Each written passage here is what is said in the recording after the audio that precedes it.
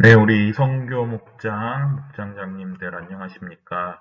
이번 주간 고난 주간이고 이 특별 새벽 기도회가 진행되고 있습니다. 그래서 우리가 실시간으로 모이지 않고 오늘은 이게 녹화된 파일을 통해서 함께 말씀을 공부하도록 하겠습니다.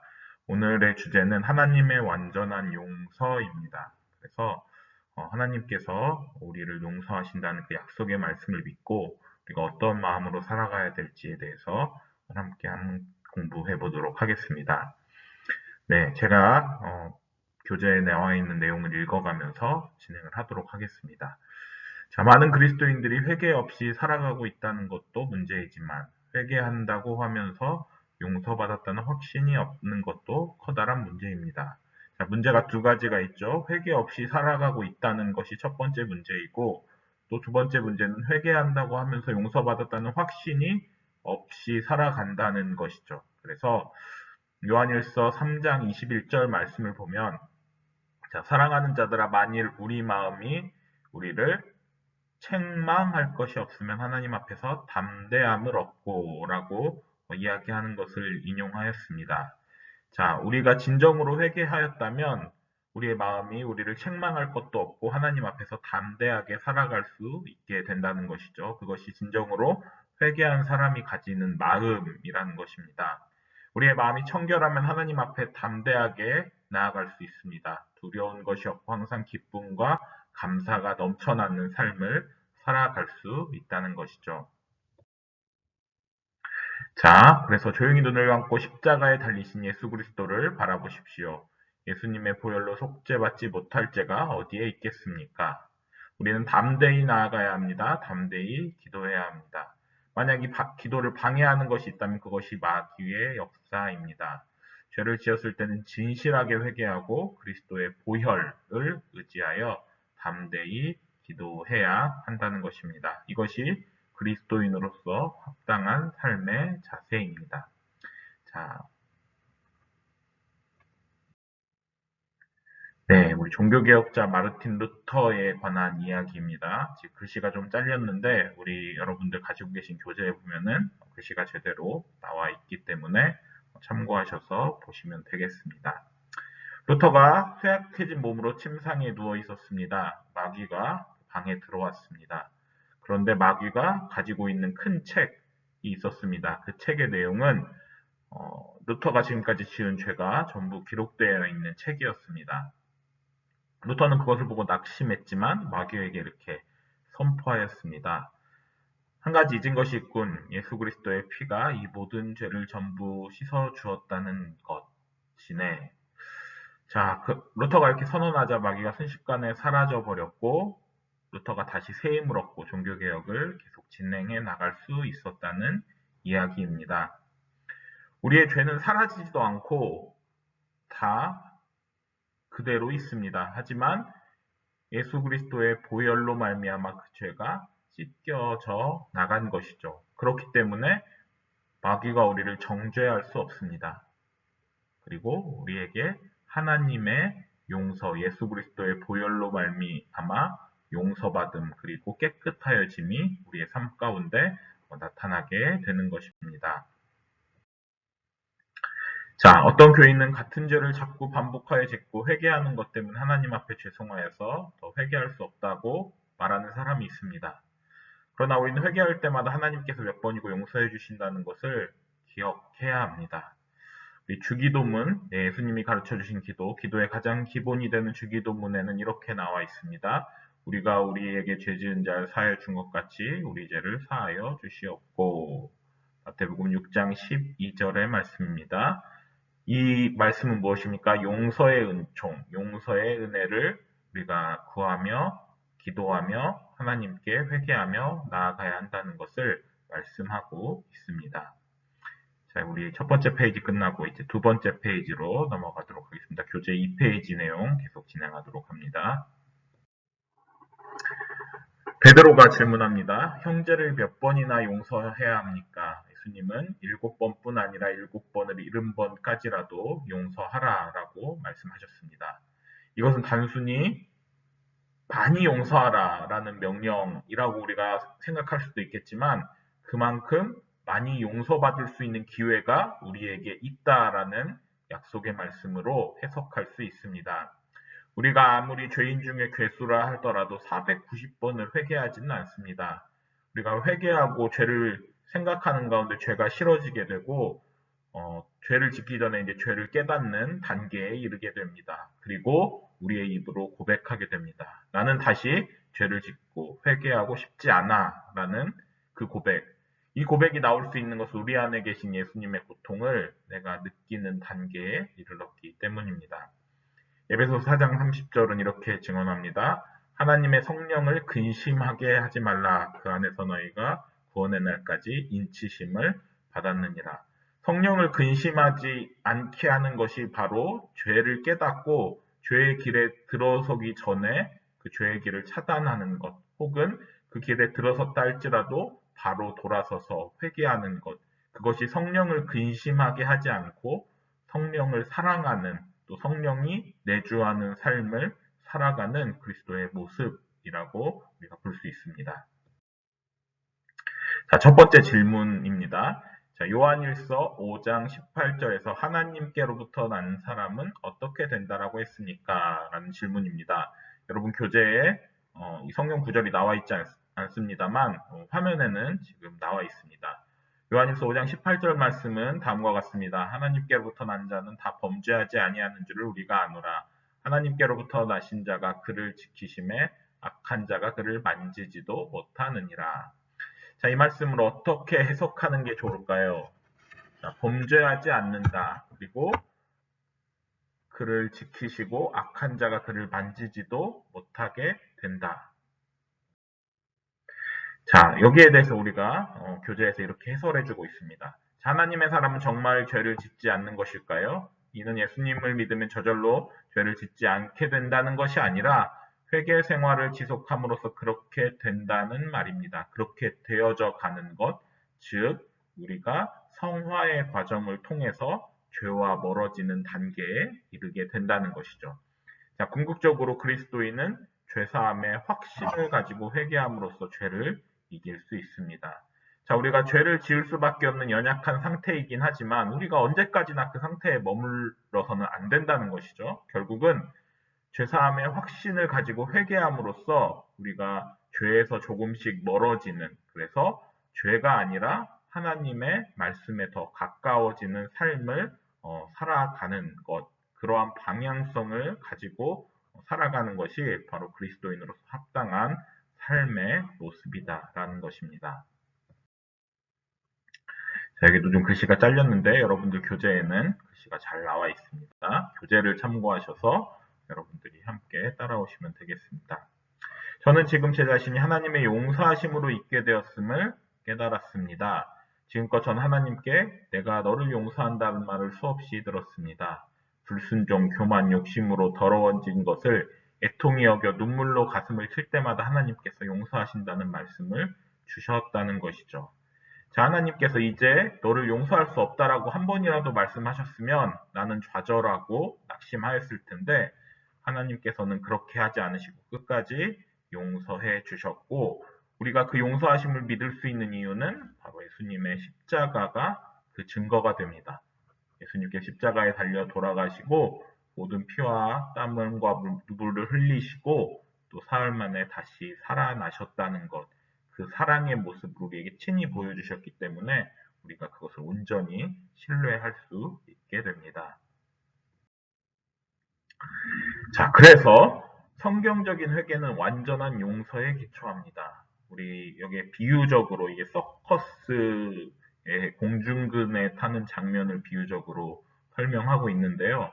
여러분들도 보셨겠지만 그 높은 곳에서 공중근해를 타는데 그 아래쪽에는 이제 다치지 않도록 그물을 쳐놓습니다. 그래서 만에 하나 떨어진다 하더라도 그물이 있기 때문에 약간의 부상은 입을 수 있지만 생명이 해한다거나 그런 일은 일어나지 않습니다. 자, 그물이 없다면 불안감으로 인해서 집중하기 어려워지겠죠. 만에 하나 내가 떨어지더라도 안전하다는 확신이 있을 때 그 그네를 탈 수 있을 텐데 내가 조금이라도 삐끗하면은 내가 죽을 수도 있다라는 불안감이 있으면 고개사가 그네탁에 집중할 수 없을 것입니다. 자, 이것을 그리스도인인 우리의 삶에 적용하여서 설명하고 있습니다. 고개사가 그늘에서 떨어지듯이 우리도 실수할 수 있습니다. 하나님의 말씀대로 살아가지 못하고 삐끗하여서 그 길에서 벗어날 수 있습니다. 하지만 하나님의 용서가 우리에게 위로가 되고 우리에게 안전장치가 됩니다. 하나님께서 이렇게 기회를 주시는 것을 이상하게 생각할 수 있고 마음껏 죄를 짓고 회개하기만 하면 되겠다라고 생각하는 사람이 있고 실제로 그렇게 살아가는 사람이 있지만 그것에 대해서 우리가 걱정할 필요는 없습니다. 그 사람이 진정한 회개를 하고 있다는 것은 하나님께서 판단하실 것이기 때문입니다. 하나님이 회개하면, 진정으로 회개하면 우리의 모든 죄를 사해 주신다는 그 약속은 여전히 우리에게 유효하고 그 약속이 있기 때문에 우리가 죄를 이길 수 있고 우리가 죄와의 싸움에서 결국은 승리할 수 있게 되는 것입니다. 자, 아까 말씀드렸다시피 우리 공중근해 타기 공연 때 그물이 있기 때문에 고개사가 안정적으로 공연할 수 있죠. 그리고 고개사가 그 기술을 익힐 수 있는 것도 그 그물이 있는 환경에서 훈련하였기 때문입니다. 처음부터 공중근해를 탈 수 있는 사람은 없습니다. 그물에 떨어지면서 그리고 그 기술을 익히면서 그 그네에서 떨어지지 않는 방법을 익히게 되고 그러한 높은 기술을 가진 수준에 이르게 됩니다.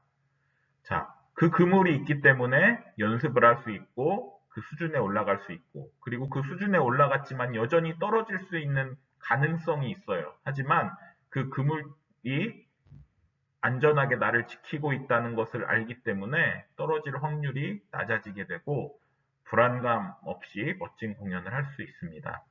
그리스도인의 생활도 마찬가지입니다. 내가 용서에 대한 확신을 가지고 살아간다면 내가 그 고개사가 많은 연습을 통해서 그늘에서 잘 떨어지지 않는 것처럼 우리도 죄의 유혹에 잘 떨어지지 않게 됩니다.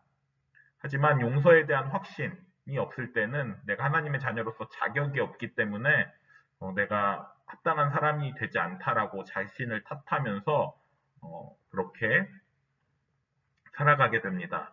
그런 사람은 공중근해 타는 고개사가 떨어질까 두려워 공연을 못하는 상태와 같다는 것이죠.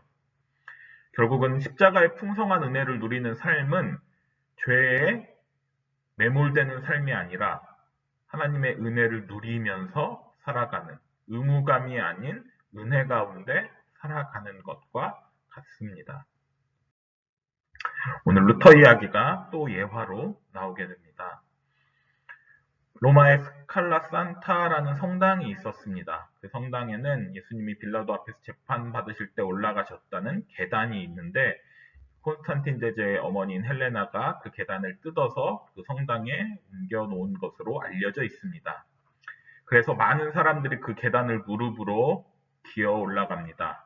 그리고 그것으로 말미암아 죄 사함을 받게 된다고 말합니다. 그리고 연옥에 있는 죄인도 구원을 받는다고 믿었습니다. 루터 역시 그 계단을 오르면서 주기도문을 외웠습니다. 하지만 계단을 다 올랐습니다. 다음 날에도 다 올랐습니다. 하지만 해결된 것은 아무것도 없었습니다.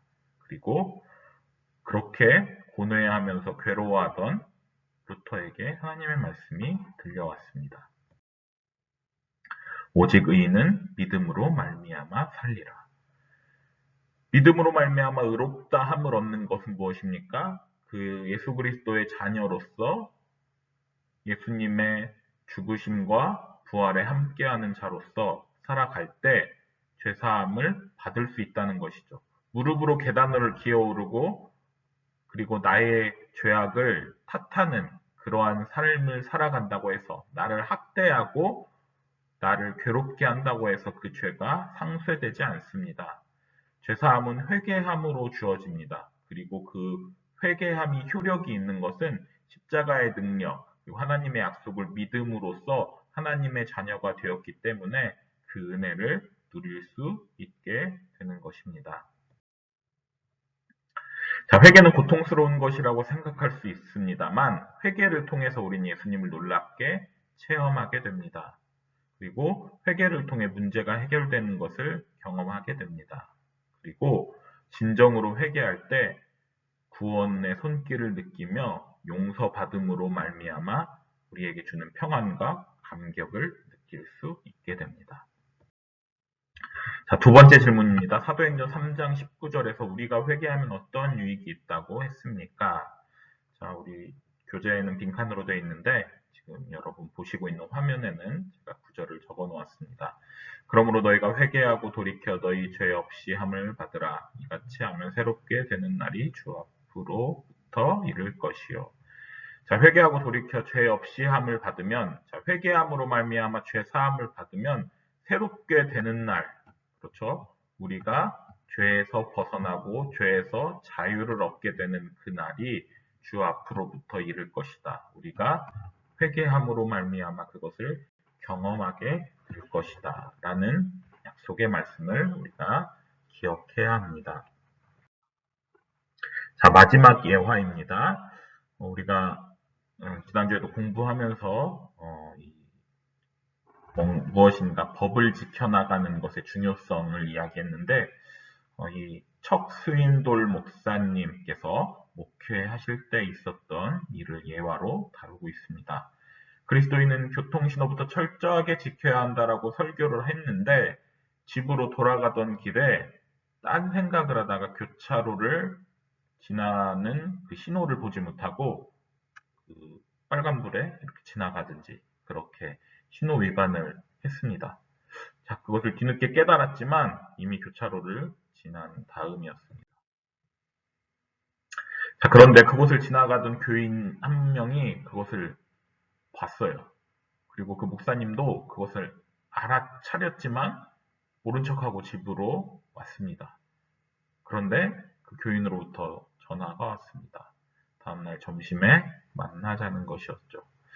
목사님은 이제 피할 수 없어서 약속을 잡았지만 하나님께 기도하는 가운데 내가 피할 길을 찾았으면 좋겠습니다. 기도했는데 하나의 아이디어가 떠올랐다고 합니다. 다음날 가보니까 그 교인을 비롯한 다른 교인들이 기다리고 있었습니다. 목사님은 나는 죄인입니다. 라는 글귀가 쓰여진 목걸이를 걸고 나타났습니다. 자, 교인들은 어떻게 생각했을까요? 목사님을 책망하려고 하고 따지려고 했겠지만 이렇게 자신의 죄를 시인하는 모습을 보고 웃을 수밖에 없었겠죠. 한 걸음 더 나아가서 뒤로 돌아가서 등 뒤에 있는 글귀도 보여주었다고 합니다. 거기에는 너희 중에 죄 없는 자가 먼저 돌로 치라라는 요한복음 8장에 그 죄 많은 여인, 가늠한 여인의 비유에 나타난 말씀이 적혀 있었다고 합니다. 자, 이제 말씀을 정리합니다. 자, 이 세상과 영원한 지옥사에 놓인 결정적인 차이점은 바로 회개할 기회가 있고 없고의 차이가 있다고 합니다. 자, 이 세상에서는 우리가 회개할 기회가 있지만 지옥에서는 그 기회가 전혀 없다는 것이죠. 자, 우리 이제 오늘 정해진 부분은 다 마치게 되었습니다. 그래서 여러분도 오늘 말씀 기억하는 가운데 또 오늘 읽은 내용들 중에 가장 마음에 와닿거나 또 기억에 남는 성경 구절 그리고 오늘 배운 내용들을 여러분의 언어로 기도로 바꾸어 써보시는 것 그리고 그것을 어떻게 적용할지 고민하는 것 우리가 항상 단원 마지막에 믿음 다지기라는 부분을 통해서 하고 있는데 여러분들 그 부분들 오늘도 잘 수행해 주시고 우리 다음 시간에는 다시 이렇게 실시간으로 줌으로 다시 만나도록 하겠습니다. 여러분들 이번 고난주간 또 새벽기도에 잘 참여해 주시고 또 새벽기도 나오지 못하는 날에는 가정에서 기도하시는 가운데 또 우리 다음 주일 부활주일에 우리 목장원들이 다 함께 나와서 예배할 수 있도록 여러분이 기도하시고 또 연락해 주시고 또 격려해 주심으로 말미암아 예수님의 부활을 기뻐하는 그 부활주일을 우리가 기쁨으로 함께 많은 성도들과 맞이하게 되기를 간절히 소망합니다. 네, 한 주 동안 평안하시고 다음 시간에 다시 뵙도록 하겠습니다. 감사합니다.